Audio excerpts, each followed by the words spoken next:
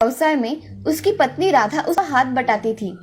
माधव दिन भर बहुत मेहनत करके कचौरी बनाता और बेचा करता था। राधा उसे घर से सारा सामान तैयार करके देती थी। माधव की रेडी के सामने सुंदर नाम के आदमी की पाव भाजी की रेडी थी। उसकी रेडी पर भी लोग आया करते थे, मगर माधव के हाथ की बनी कचौरी खाना लोग ज्यादा पसंद किया करते थे। एक दिन माधव की 50 कचौरियां दिन में खत्म हो गई, इसलिए माधव राधा से, राधा, मुझे कल ज्यादा सामान बना कर देना। आज के सामान की कचौरियां दिन भर में ही खत्म हो गई, इसलिए कल से 100 कचौरियों का सामान बना कर देना। ठीक है, मैं कल से ज्यादा सामान बना कर दिया करूंगी।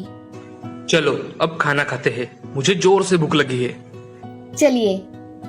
राधा खाने की थाली परोसती है, तभी माधव आकर खाना खाने बैठ जाता है। दोनों का खाना हो जाने के बाद दोनों जल्दी सो जाते हैं। अगले दिन राधा 100 कचौरियों को लगने वाला सामान बनाकर रखती है। माधव सब सामान अपनी रेडी पर लेकर चला जाता है। माधव पूरे दिन कचौरी बनाकर बेचता है। उसकी बहुत सारी कचौरियां आज बेची जा चुकी थी। उसकी 20 कचौरियों का सामान बचा था, इसीलिए माधव मन में सोचता है, अगर मैं थोड़ी देर और रुकूं तो कचौरियां शायद बिक जाए। ऐसा सोचकर वो राधा को फोन लगाता है। तभी माधव राधा से, राधा, कचौरियों का थोड़ा सामान बचा हुआ है। मैं सोच रहा हूँ कि थोड़ी देर और यहाँ रुककर फिर घर पर आता हूँ। जी, जैसा आपको ठीक लगे। ठीक है। ऐसा कहकर माधव फोन रख देता है। फोन रखने के बाद आधे घंटे में माधव के रेडी पर एक आदमी 10 कचौरियां लेने आता है। वो आदमी माधव से, अरे भाई, 10 गर्मा गर्म कचौरियां बनाकर देना जरा मुझे। जी अभी देता हूँ। ऐसा कहकर माधव 10 कचौरियां बनाकर उस आदमी को दे देता है। वो आदमी जाने के बाद उसके पास सिर्फ 10 कचौरियों का सामान बच जाता है, इसीलिए माधव मन में सोचता है कि 10 तो मैंने बेच दी, अब 10 बाकी है, किसी को दे देता हूँ। वैसे भी आज बहुत अच्छा धंधा हुआ है। ऐसा मन में सोचकर माधव रेडी निकालता है और घर जाने के लिए निकलता है। थोड़ी दूर चलने के बाद उसे एक पेड़ के नीचे कोई बैठा दिखाई देता है। माधव उसके पास चला जाता है और देखता है कि एक बूढ़ा आदमी पेट पकड़े हुए बैठा था। बाबा, आप ऐसे क्यों बैठे हो? बेटा, मुझे बहुत भूख लगी है, इसलिए मैं ऐसे बैठा हूँ। भूख के कारण मेरे पेट में बहुत दर्द हो रहा है। बेटा, बाबा आप यही रुको, मैं अभी आता हूँ। माधव जल्दी जाकर उसके साथ 4 कचौरियां लेकर आता है और बाबा को खाने के लिए देता है। माधव बूढ़े आदमी से, बाबा आप ये कचौरियां खा लीजिए, और चाहिए हो तो और बना कर देता हूँ।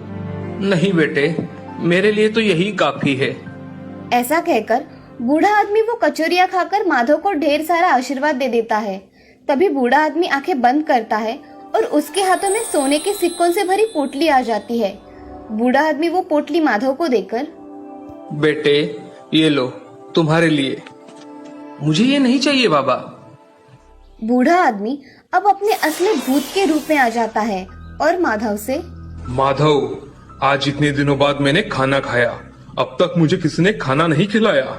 मैं तुमसे बहुत खुश हूँ, इसलिए ये तुम्हें उपहार के तौर पर दे रहा हूँ। तुम हर रोज मुझे कचौरियां लाकर खिलाया करो, मैं तुम्हें बहुत सोना दूंगा।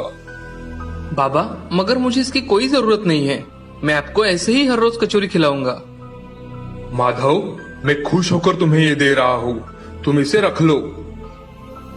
ठीक है बाबा। माधव वो पोटली लेकर भूत से, बाबा आप मुझे यहाँ हर रोज मिलेंगे? हाँ, मैं तुम्हें हर रोज यहाँ मिलूंगा, मगर याद रहे तुम्हें हर रोज मुझे कचौरियां खिलानी होंगी। ठीक है बाबा, मैं आपको हर रोज कचौरी खिलाऊंगा। अब मैं चलता हूँ। अब माधव घर जाने के लिए निकलता है। माधव घर पहुंचकर अपनी पत्नी राधा से, राधा, ये लो सोने के सिक्कों की पोटली। आप ये कहाँ से लेकर आए? इसमें सच में सोना है? राधा, मुझे आज एक पेड़ के नीचे एक बूढ़ा आदमी दिखा। वो बहुत भूखा था, इसलिए मैंने उसे कचौरियां खिलाई। तो उसने मुझे ये सोने से भरी पोटली दी और उसने बताया कि वो एक भूत है। इतने दिनों से उसे किसी ने खाना नहीं खिलाया, इसलिए उसने खुश होकर मुझे ये सोने के सिक्कों की पोटली दी है और हर रोज खाना देने के लिए कहा है। आप उन्हें कचौरियां दीजिए, मगर संभल के, हमें ज्यादा सोना भी नहीं चाहिए। हाँ, मैं ध्यान रखूंगा। ऐसा कहकर माधव और राधा खाना खाकर सो जाते हैं। अब माधव अगले दिन कचौरियां बेचने चला जाता है। तभी उसे फिर से रात को भूत दिखाई देता है और उससे कचौरियां खाकर फिर से सोने की पोटली देकर चला जाता है। अब ऐसे ही दिन बीत रहे थे। माधव अब बहुत धनवान बन गया था। उसने अपना खुद का दुकान खरीद लिया था। खुद के घर को बहुत बड़ी हवेली बना दी थी। ये सब उसके पड़ोस में रेडी लगाने वाला सुंदर देख रहा था। उसे ये सब जरा अजीब लग रहा था। ये माधव अचानक कैसे इतना अमीर बन गया? इसने दुकान भी खरीद लिया और घर भी बहुत बड़ा बनाया है। पता करना पड़ेगा क्या चल रहा है इसका। अब सुंदर ने माधव पर नजर रखना शुरू कर दिया। माधव एक दिन घर जा रहा था, तभी पेड़ के नीचे भूत दिखाई दिया। माधव के साथ भूत उसके घर गया और माधव के हाथ से बनी कचौरियां खाने लगा। ये सब बाहर खड़ा सुंदर देख रहा था। तभी उसने देखा कि भूत ने एक सोने के सिक्कों से भरी पोटली माधव को दे दी। ये सब देख सुंदर हक्का बक्का रह गया और मन ही मन में, अच्छा तो ये बात है। ये माधव इस तरह से मालामाल हो गया है। इस भूत का कुछ ना कुछ तो इंतजाम करना ही पड़ेगा। सुंदर वहाँ से निकल जाता है और उसे रास्ते में वही पेड़ दिखा जो कि उस भूत की रहने की जगह थी। तभी सुंदर घर जाकर अपनी पत्नी से, सुमति सुनती हो, जरा बाहर आओ। जी कहिए, क्या हुआ? सुंदर ने अपने आंखों से देखी हुई सब बात सुमति को बता दी और सुंदर ने सुमति से कहा, सुमति, मैं सोच रहा हूँ कि अगर हम उस पेड़ को ही काट डाले तो भूत वहाँ रह ही नहीं सकता और माधव को पैसे भी नहीं मिलेंगे। कैसा लगा मेरा आइडिया? विचार अच्छा है। चलिए हम अभी जाकर उस पेड़ को काट डालते हैं। वो भूत हमें कुछ करेगा नहीं ना? चलो, वो भूत हमें कुछ नहीं करेगा। ऐसा कहकर सुमति और सुंदर जहाँ भूत रहता है उस पेड़ को काट डालते हैं। तभी वहाँ भूत आ जाता है। भूत को देखकर सुंदर और सुमति बहुत डर जाते हैं और वहाँ से भागने लगते हैं। तभी भूत सुंदर से, तुमने लालच में आकर मेरा ये पेड़ काट डाला। तुम्हें पेड़ों की भी कदर नहीं है। अब देखो मैं तुम्हारा क्या हश्र करता हूँ। मुझे माफ कर दीजिए भूत जी, माफ कर दीजिए। हमें माफ कर दीजिए, हम आज के बाद ऐसा कभी नहीं करेंगे। तुम ऐसा करने के लिए अच्छे तो रहने चाहिए ना। ऐसा कहकर भूत अपने जादुई शक्तियों से उन्हें बकरी में परिवर्तित कर देता है। अब भूत बहुत हंसने लगता है और कहता है, बुरे लोगों के साथ ऐसा ही होना चाहिए। अब तुम दोनों खाने के लिए भटको और खाने की तलाश में किसी का खाना बन जाओ। ऐसा कहकर भूत दूसरे पेड़ पर चला जाता है। सुंदर और सुमति बकरी बन जाते हैं। उन्हें उनके बुरे कर्मों का फल मिल जाता है। इस कहानी से हमें ये सीख मिलती है कि जिंदगी में लालच नहीं करना चाहिए। लालच से हमेशा इंसान का नुकसान ही होता है। धर्मपुर नाम के गांव में सुहास नाम का एक आदमी रहा करता था। वो खेत में काम करके अपने घर का गुजारा किया करता था। सुहास के पत्नी का नाम था शांता और लड़के का नाम था राहुल। राहुल एक 10 साल का लड़का था। वो स्कूल में जाया करता था। उसे खेलकूद बड़ी अच्छी लगती थी। वो स्कूल हो जाने के बाद अपने खेत में चला जाता था। उसे खेतों में जाकर खेलने में बड़ा मजा आता था। एक दिन सुहास कुछ काम होने के कारण दूसरे गांव चला जाता है। उस दिन राहुल अपने दोस्तों के साथ खेत में पतंग उड़ा रहा था। उनका पतंग उड़कर काजू के पेड़ में अटक गया और राहुल और एक लड़का पेड़ पर चढ़कर पतंग निकालने की कोशिश करने लगे। मगर पतंग निकालते समय राहुल का पैर फिसल जाता है और राहुल पेड़ से नीचे गिर जाता है। उसके सिर पर गहरी चोट आ जाती है।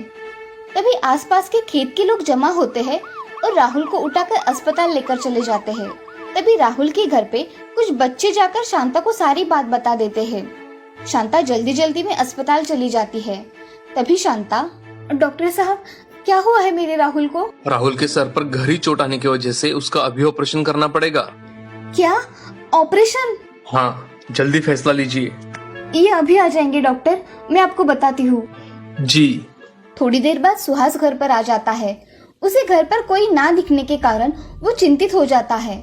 सुहास पड़ोसियों से पूछता है, अरे रामलाल, शांता और राहुल कहाँ चले गए? कुछ बता के गए हैं क्या? अरे भाई सुहास, तुम्हारा बेटा आज खेत में खेलते समय पेड़ से गिर गया और उसके सर पर गहरी चोट आई है। तुम जल्दी अस्पताल में जाओ, भाभी भी वही है। तुम जल्दी अस्पताल जाओ भाई। हाँ, मैं अभी जाता हूँ। सुहास अस्पताल चला जाता है। वहाँ जाकर शांता को देखकर उससे पूछता है कि शांता, राहुल कहाँ है और कैसा है राहुल? शांता सुहास को देखकर जोर जोर से रोने लगी। शांता, क्या हुआ है? मुझे जल्दी बताओ। हमारे राहुल का ऑपरेशन करवाना है। उसके सिर पर गहरी चोट आई है। मैं डॉक्टर से बात करता हूँ, तुम शांत हो जाओ। सुहास डॉक्टर के पास चला जाता है और डॉक्टर से, डॉक्टर साहब, मेरे बेटे राहुल को क्या हुआ है डॉक्टर साहब? राहुल के सर पर गहरी चोट आने के कारण हमें उसका ऑपरेशन करना पड़ेगा। डॉक्टर साहब, इस ऑपरेशन का खर्चा कितना आएगा? खर्चा 2 लाख तक आएगा और जितने जल्दी ऑपरेशन होगा उतना ही अच्छा होगा। डॉक्टर साहब, आप ऑपरेशन की तैयारी शुरू कर दीजिए, मैं पैसों का इंतजाम करके आता हूँ। जी ठीक है। सुहास अब मन ही मन सोचने लगा। इतने सारे पैसे कहाँ से लाऊं अब मैं? कुछ सोचकर वो अपने गांव के साहूकार के पास चला जाता है और साहूकार शरद सिंह से, सेठ जी, मुझे आपसे कुछ काम था। अरे कहो सुहास, क्या काम था? शरद सिंह जी, मुझे 2 लाख रुपए की सख्त जरूरत है। मेरे बेटे का ऑपरेशन करना है, कृपया मुझे पैसे दे दो। जी लेकर जाओ, तुम्हें सिर्फ अपनी जमीन मेरे पास गिरवी रखनी होगी। सुहास मन में सोचकर घर चला जाता है और अपने जमीन के कागज लेकर शरद सिंह के पास आ जाता है। तभी सुहास, शरद सिंह जी, ये लीजिए मेरे जमीन के कागजात। मुझे अब तो पैसे मिल सकते हैं ना? हाँ हाँ सुहास, अभी लेकर आता हूँ। शरद सिंह घर में जाकर 2 लाख रुपए लेकर आता है और सुहास के हाथ में रख देता है। तभी सुहास उसे धन्यवाद कहकर वहां से चला जाता है। अब सुहास जल्दी जल्दी में अस्पताल जाकर अस्पताल में पैसे जमा करवा देता है और बाहर शांता के पास बैठ जाता है। कुछ समय बाद डॉक्टर